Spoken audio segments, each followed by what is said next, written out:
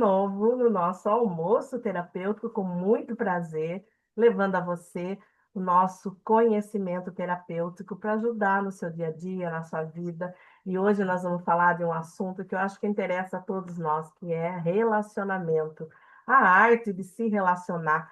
Porque, na verdade, o relacionamento é o encontro de dois mundos, e mundos bem diferentes, né, gente? Todos nós queremos ser amados, compreendidos, aceitos. Mas será que nós sabemos de fato nos relacionar? Será que esse relacionamento, ele não exige de nós um pouco mais de paciência, de sensibilidade, de poder sair um pouquinho do nosso umbigo e olhar para o outro também, não ficar só nas nossas dores, né?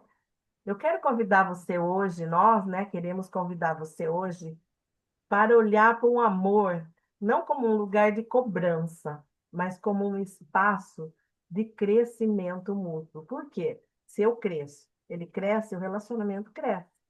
Né? Então, o relacionamento só pode ser maduro se ambos estiverem num processo de amadurecimento. Então, a gente quer hoje falar um pouquinho sobre tudo isso, né? E eu queria te fazer uma pergunta. Quando você pensa em relacionamento, o que que vem primeiro aí na sua cabeça? Amor, desafio, aprendizado ou dor? Dá uma refletida no seu interior. Pensa um pouquinho o que que vem aí. O que é, afinal, se relacionar? O relacionamento, na verdade, ele acaba sendo um espelho do nosso mundo interno. Eu vou projetar no outro aquilo que eu trago dentro de mim e vice-versa. Então, muitas vezes eu estou jogando no outro que é meu, o outro está jogando o que é dele para mim e fica uma confusão quando a gente não sabe quem a gente é de verdade.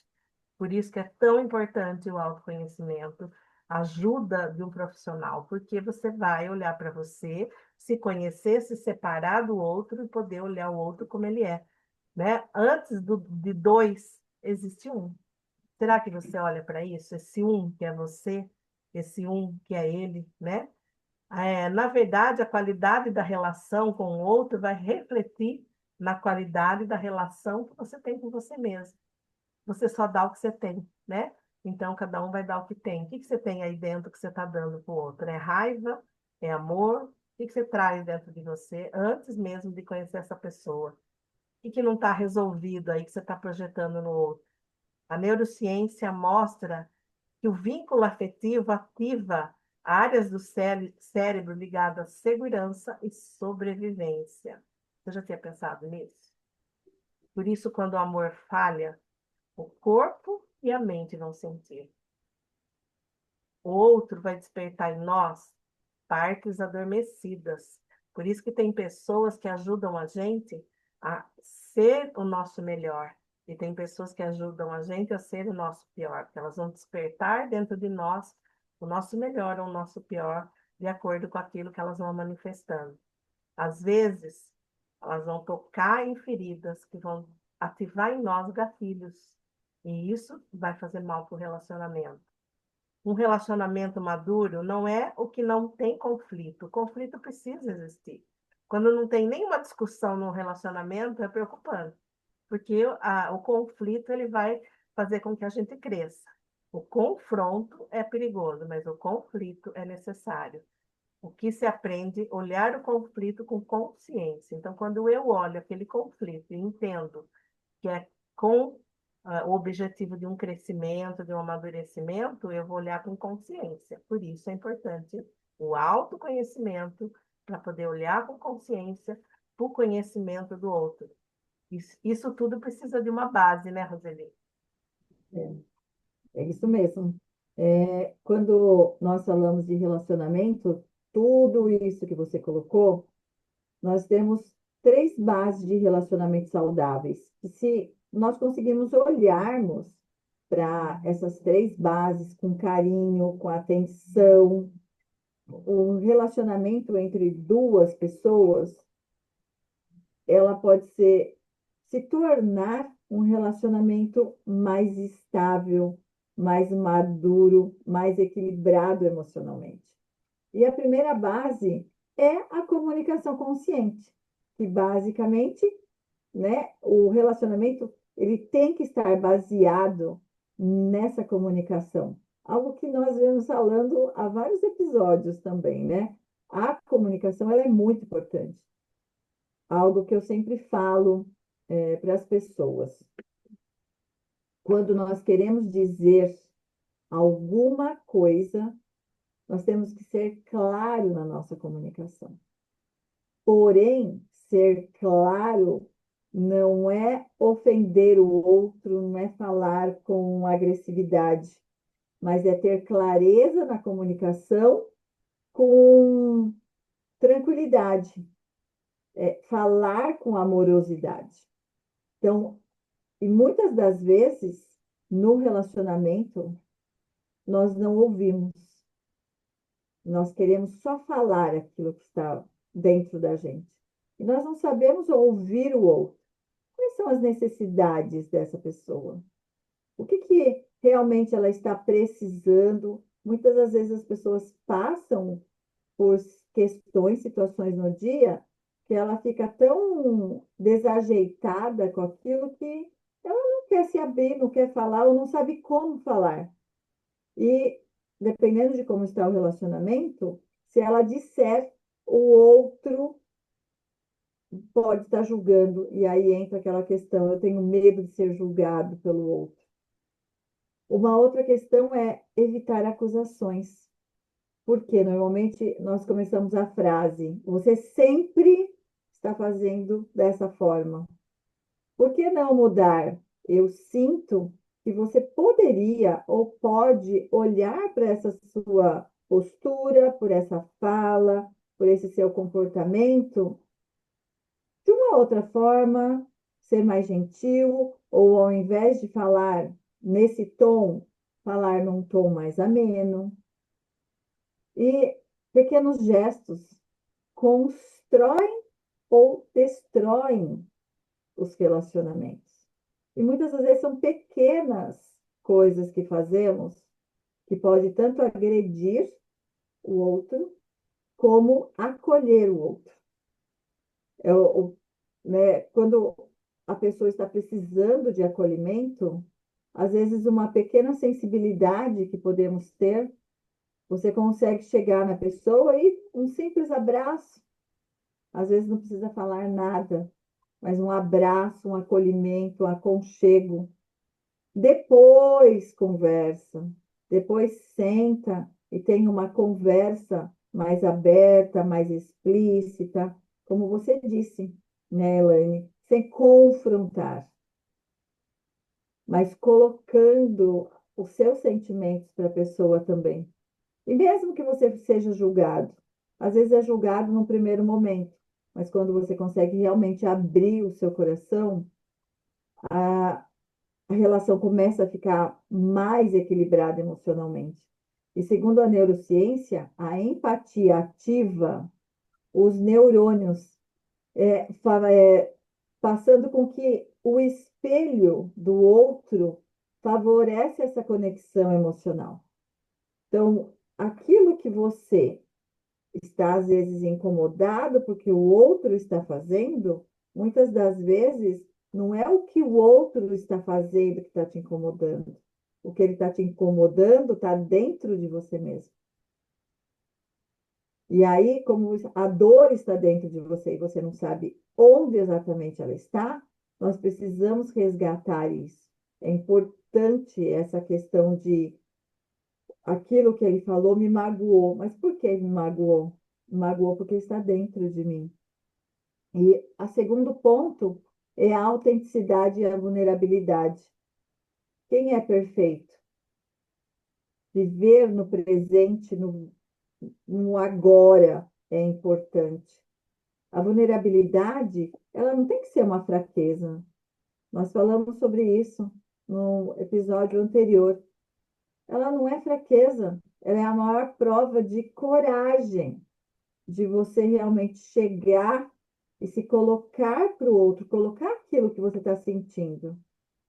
Às vezes com medo, sim, mas mesmo assim se colocar, porque é dessa forma que os relacionamentos começam a ter mais sustentação, começam a ficar relacionamentos mais maduros, mais equilibrados emocionalmente.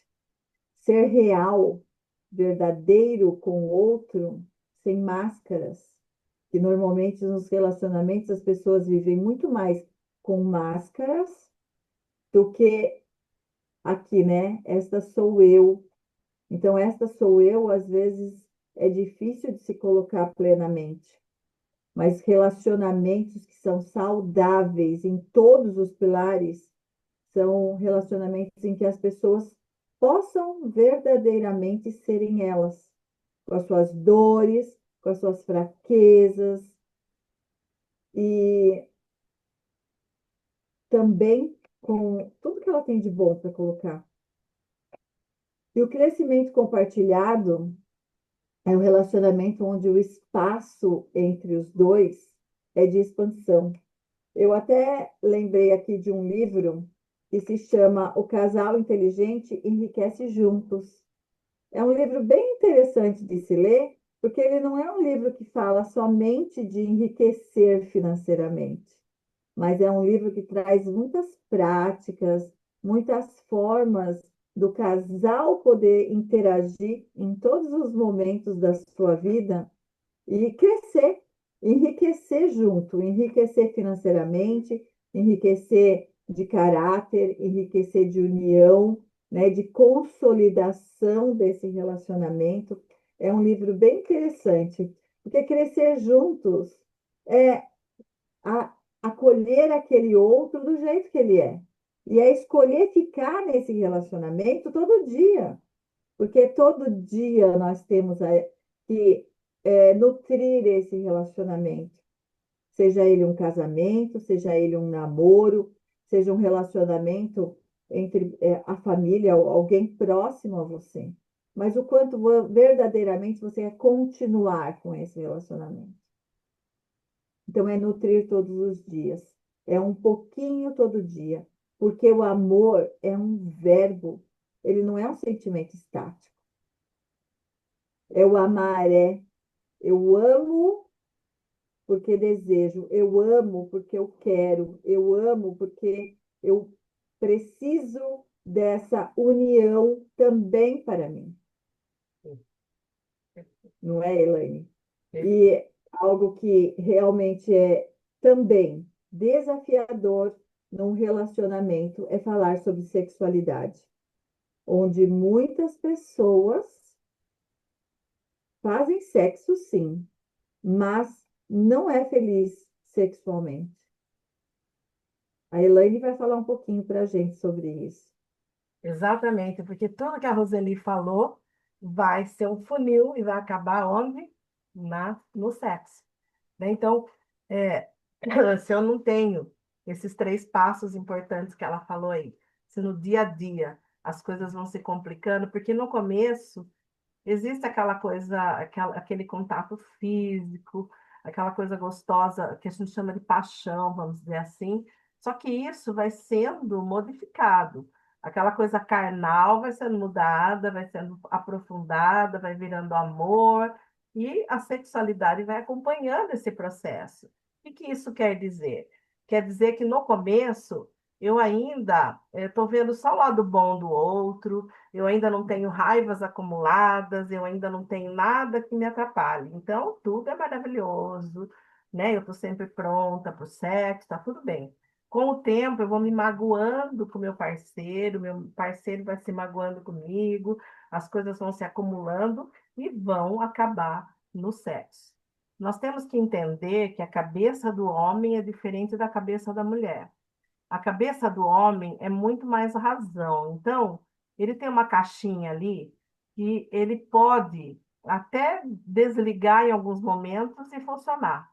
Só se ele estiver muito estressado e às vezes tem situações mais específicas. Mas, mesmo que ele esteja magoado, ele consegue até fazer sexo. A mulher já é pouco diferente, a mulher é mais sensível. Então, se ela está magoada, ela não consegue ter vontade de muitas vezes fazer sexo. Então, ela arruma uma dor de cabeça, uma desculpa aqui, outra ali. Essa é uma questão. Outra questão importante é que muitas vezes a mulher não tem prazer e o homem não percebe isso. E aí nós vamos dizer assim: a mulher finge A mulher não fala, o homem não percebe, eles não conversam e a coisa vai rolando. Talvez você que esteja me ouvindo aqui fale assim: nossa, mas como assim? Eu, no meu consultório, já atendi muitas mulheres casadas há 15, 20 anos que nunca tiveram orgasmo e têm sexo. Por quê? Hum, Porque ela não se conhece. Ela não ensina para o outro o que, que ele tem que fazer para dar prazer para ela. E o outro também não sabe, vai fazendo do jeito dele e não se conversa. E tudo vai ficando muito complicado. Ontem mesmo eu estava conversando com um casal e chegou até mim porque eles estão tendo problema no relacionamento, eles queriam fazer terapia. E aí ela estava dizendo, ele estava reclamando que ela não é carinhosa e nem quer fazer sexo. E ela estava dizendo que ele não ouve, ela se sente sozinha, ela não tem com quem conversar, ele nunca quer conversar, e ele nunca fala o que ele sente, tem um muro entre eles e ela não tem vontade de transar. Então, veja, são ajustes pequenos que precisam ser feitos e que um bom diálogo pode ajudar. Às vezes, como no caso deles, procurar um profissional é muito importante. Por quê? Eu fui ajudando eles perceberem que o problema era muito mais profundo. Ele traz uma carência de mãe muito grande. A mãe dele não era carinhosa. E ele cresceu com esse desejo de ter um abraço, um carinho da mãe. E ele não teve. Quando ele casou, ele esperou que ela suprisse essa carência dele. Só que isso não existe, porque ela não é mãe dele. Ele não é menino, ela espera que ele seja um homem, não um menino. E ela, por sua vez, ela é, sempre teve dentro da casa dela dificuldade de fazer parte. Ela sempre foi isolada, sempre se sentiu sozinha. E aí ela queria ter um parceiro que ouvisse, que falasse, que desse uma direção para ela, que ela nunca se sentiu com isso em casa. Só que ele também não vai dar direção para a vida dela é dela. Ele não vai suprir essa carência dela. Então, ela traz uma carência da infância, da criança dela, ele traz uma carência da criança dele, que é um dos primeiros almoços terapêuticos que nós fizemos aqui, porque é importante falar da criança, do pai, da mãe. Se vocês não viram, por favor, volta lá e vê, porque é importantíssimo. A gente começou com isso, porque isso é onde tudo começa. E aí você traz aquela carência da criança na expectativa que o outro vai suprir. Nunca ninguém vai suprir as suas carências, a não ser você mesmo. E aí tudo isso acaba refletindo no sexo. Então, eles não conversam, ela está com aquela mágoa, ela vai levar aquela mágoa lá e acaba não acontecendo. Tem casais que falam assim: ah, faz 2 meses, às vezes faz um ano, às vezes faz 2 anos que não tem relacionamento sexual. Então, peraí, existe um problema sério. Né? Às vezes você fala assim: de repente separou. Não foi de repente, já vinha acontecendo. Só que, como a Roseli falou, todos os dias você tem que escolher estar nesse relacionamento. Portanto, todos os dias você tem que nutrir, você tem que investir no relacionamento. Tem que estar de olho no que está acontecendo, não pode deixar passar. Todos, os dois têm que se posicionar e falar o que sente. Por exemplo, existe uma pesquisa que diz que uma grande porcentagem das mulheres só tem orgasmo no clítoris. E se ela não souber disso, ele já vai chegar, vai penetrar e ela não vai sentir nada. E aí ela não vai gostar de fazer sexo. Né? Porque na novela, no filme, o que que acontece? Eles se abraçam, ele entra, ela tem o maior prazer, tá tudo bem. Só que isso é novela, é filme, na real não é assim. A mulher é que nem um fogão a lenha, ela tem que ir esquentando. É uma palavra de carinho, né? É um toque, e ela vai esquentando. O homem é fogão a gás, né? Bateu, pegou, mas a mulher não. Então, o que que acontece? Você, mulher, tem que se conhecer. Você tem que se tocar, você tem que sentir onde você gosta, onde que é bom para você, o que que te dá prazer, para daí você ensinar o seu parceiro como que ele faz em você para você sentir prazer. Não é chegar e entrar, não é chegar e usar, porque você vai se sentir usada. É ter um relacionamento, é mostrar para ele que você não quer fazer sexo, você quer fazer amor. E amor é muito mais do que só chegar e entrar. Isso aí é lá no tempo antigo, dos antepassados, né? Vai lá, deita lá que eu vou te usar. A gente não quer ser usada, a gente quer ter prazer, a gente quer fazer amor. Então, mulher, Tem esse contato com você. O corpo é seu, não é pecado você se tocar, não é pecado você sentir o seu corpo, sentir um orgasmo com você mesma, para você saber como é, para ensinar o seu parceiro.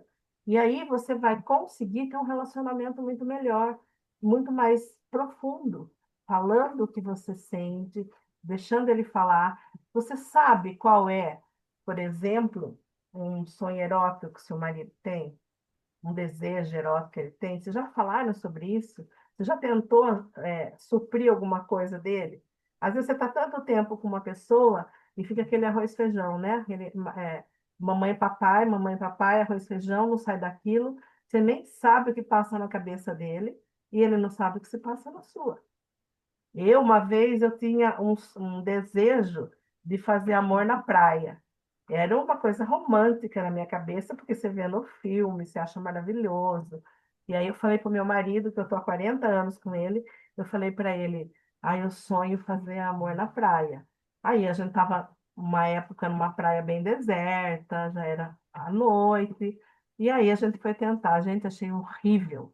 É areia, odiei. Aquele romantismo todo que eu tinha na cabeça virou um horror. Então, às vezes, a gente cria uma expectativa na cabeça da gente e depois, na realidade, não é aquilo. E assim é a vida em tudo. Então, conversa com o seu parceiro, conversa com a sua parceira. Vamos ver o que o outro gosta, se é possível realizar. E o sexo entre quatro paredes, gente, não tem pecado. Vale tudo o que vocês combinarem, desde que não agrida o outro. Tem coisas que, para mim, são inegociáveis, então não dá. E tem coisas que para o outro também não dá. Agora, tem coisas que é muito bom para ambas as partes, então nós vamos negociar isso. Cada casal vai ter a sua negociação, cada casal vai ter o seu ajuste. Então, o sexo é muito importante. E se não tiver sexo, não tem casamento, não tem namoro, não tem relacionamento. O sexo, ele é a união, ele é a fusão dos corpos de uma forma profunda. O sexo, como o próprio, né, a própria igreja e o Papa já tem falando, união e procriação, né? Procriação. Então, o sexo foi feito para você fazer filho, mas para unir o casal, né? Então, se a própria igreja fala que é união, é porque ele é importante. Se você não tiver a sexualidade, você é um irmão, é um amigo, não é um casal. Então, vamos pensar nisso, vamos conversar sobre isso. E não esqueça, mulher, veja o que é bom para você. Ensine o seu parceiro, senão você vai passar anos sem ter orgasmo e depois vai se arrepender disso. Não é, Roseli? É isso. Eu acredito, inclusive, que nós precisamos fazer um almoço terapêutico para falar sobre sexualidade. Porque casamento sem sexo não é um casamento. São dois amigos morando juntos. Exatamente. É um casamento, mas, porém, não existe cumplicidade, né? Porque o sexo é a cumplicidade, a cumplicidade entre os dois. E só que tudo isso que você disse e muito mais, porque sexo é muito além disso tudo, né? E a partir dessa conexão do casal, quando realmente eles decidem continuar juntos, olhar para essas questões, e tem que alguém começar. Não dá para falar assim, eu vou esperar ele começar, vou esperar ela começar. Não, alguém tem que começar. Quem entendeu que está precisando ser feito algo para o casamento reflorescer, é essa pessoa que começa. E normalmente são as mulheres. As mulheres, elas têm mais leveza para iniciar um diálogo, para se entender, para ter essa compreensão disso tudo. As mulheres, elas não estão aqui no mundo por nada, elas estão aqui para deixar o mundo mais bonito, mais leve, mais tranquilo, mas ela também precisa ter esse autoconhecimento, que tudo começa por aí. Então, é algo muito importante. o outro te deixou incomodado, o outro te irritou, o outro te feriu, olha para dentro.